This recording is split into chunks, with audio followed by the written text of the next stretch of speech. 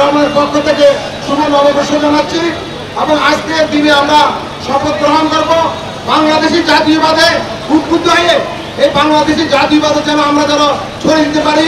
বাংলাদেশি জাতীয়বাদের যেন বাংলাদেশের যে আমাদের নেতা তারেক রহমান ৩১ দফা ঘোষণা করেছেন, সেই ৩১ দফা আগামী দিনে আরো জনগণের মাঝে তুলে ধরার জন্য, জনগণের মাঝে আগামী দিনের যে নির্বাচন হবে এই ৩১ দফা যেন আমরা সকলের মাঝে পৌঁছে দেয়। এই বাংলাদেশের যে অর্থনৈতিক মুক্তি সেই ৩১ দফার মাধ্যমে আসবে। সুতরাং ভোটের অধিকার, ভাতের অধিকার যে নষ্ট আমাদের ফ্যাসিস্ট সরকার যেটা যত সচিব যেটা নষ্ট করেছে, সেটাকে আমরা আগামী দিনের গণতান্ত্রিক সরকার আমরা কায়েম করার জন্য যে লড়াই করছি সেই লড়াই অব্যাহত রাখার জন্য এবং আমাদের সম্প্রীতি, বিশেষ করে এই মহা নববর্ষে সকলে যেন সম্প্রীতি আমরা রাখতে পারি। সকল বিশেষ করে ধর্মের যারা আমাদের হিন্দু ধর্ম, বৌদ্ধ ধর্ম, খ্রিস্টান ধর্ম, আমাদের মুসলমান ভাইরা সম্প্রীতি বজায় রেখে বাংলাদেশের একটা শক্তিশালী অর্থনৈতিক বুনিয়াদ আমরা করতে পারি। সংসদ নির্বাচন আপনি ঘোষণা করবেন। আমরা আজকের এই সভা থেকে বলতে চাই যে আগামী ডিসেম্বরের মধ্যে জাতীয় সংসদ নির্বাচনের রোডম্যাপ ঘোষণা করতে হবে। আর যদি রোডম্যাপ ঘোষণা না করেন তাহলে বাংলাদেশ জাতীয়তাবাদী দল বিএনপি রাজপথে নামবে, রাজপথে আছে, রাজপথে থাকবে। আমাদের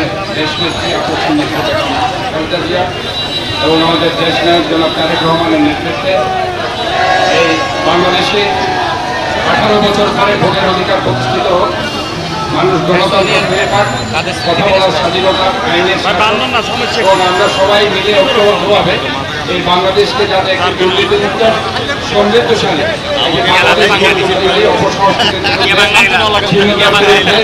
সমস্ত বৈষম্যের বিরুদ্ধে, সমস্ত অন্যায়ের বিরুদ্ধে, অশুভের বিরুদ্ধে আমরা যদি সবাই ঐক্যবদ্ধভাবে লড়াই করতে পারি, এটাই হোক আজকে এই দিন আমাদের তথ্য এবং আমাদের সবাই মিলে পক্ষটা। আমি সবাইকে আজকে বৈশাখের শুভেচ্ছা জানাচ্ছি এবং আজকে বাংলাদেশ জাতীয়তাবাদী দলের পক্ষ থেকে আন্তরিকভাবে ধন্যবাদ, শুভেচ্ছা জানিয়ে যে একটি রক্তস্রোতের মধ্য দিয়ে যে গণতন্ত্র 16-17 বছরের আন্দোলনের ধারাবাহিকতায় আজকে প্রতিষ্ঠিত হয়েছে, সেই গণতন্ত্র, সেই মানবাধিকার, সংবাদপত্রের স্বাধীনতা, ভোটের অধিকার যাতে আর কখনো খর্ব না হয়, আমরা মুক্ত পরিবেশে যাতে একটি নির্বাচন করে একটি গণতান্ত্রিক সরকারি দেশে প্রতিষ্ঠা হয়, সে আশাবাদ ব্যক্ত করে আবারও সবাইকে আমি নববর্ষের শুভেচ্ছা জানিয়ে। এই নববর্ষের এই দিনে পয়লা বৈশাখে আমরা নানা আয়োজন যেমন করেছি, আমি নিজের সাথে নিজে যে প্লেজ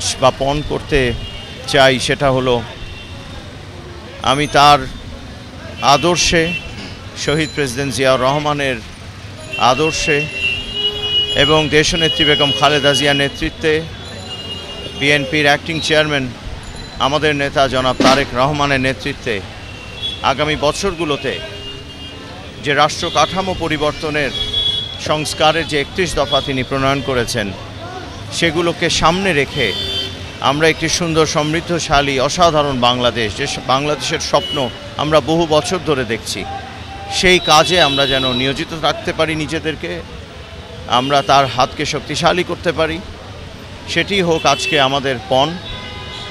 আর সারাদিনব্যাপী নানা ধরনের আয়োজনের ব্যবস্থা করেছি।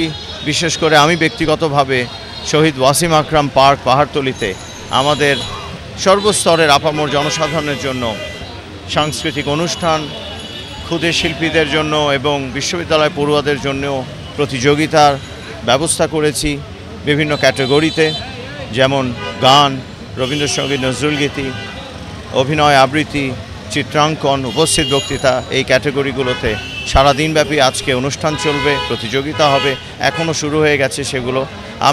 এখন আমরা আমাদের সহকর্মীরা, নেতৃবৃন্দরা সবাই একসাথে হয়েছি ভিআইপি টাওয়ারের নিচে। আপনি দেখতে পাচ্ছেন শত শত হাজারো মানুষের এখানে সমাগম। আমরা সকলে মিলে আমরা বিএনপির যে চট্টগ্রাম মহানগরের অফিস নাসিমন ভবন, সেখানে পদযাত্রা করে সেখানে যাব, সেখানে আমাদের সাংস্কৃতিক অনুষ্ঠান হবে, সেখানে আমরা যোগদান করব এবং সারাদিন ব্যাপী আমরা একসাথে মিলেমিশে আমরা নববর্ষের যে আনন্দ ওই পয়লা বৈশাখের সেটিকে ভাগাভাগি করে নেব।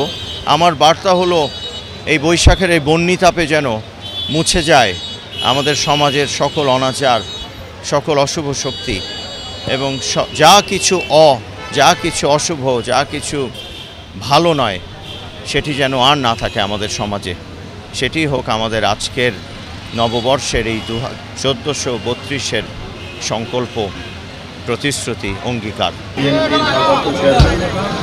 জনাব তারেক রহমানের পক্ষ থেকে সকলকে জানাচ্ছি বৈশাখী শুভেচ্ছা এবং শুভ নববর্ষ।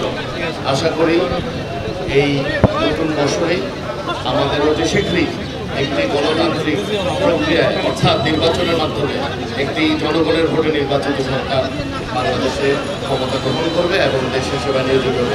সবাইকে শুভ নববর্ষ শুভেচ্ছা। 17 বছর পর আমার সহযোদ্ধাদেরকে নিয়ে আজকে আমাদের অভিভাবক, সারা বাংলাদেশের অভিভাবক মরহুম আব্দুল্লাহ আল নোমানের সুযোগ্য সন্তান সাইদ আল নোমানের নেতৃত্বে আমরা আজকে এখানে দাঁড়িয়েছি। ওনার নেতৃত্বে আজকে আমরা র্যালি করব। শুভ নববর্ষ শুভ হোক।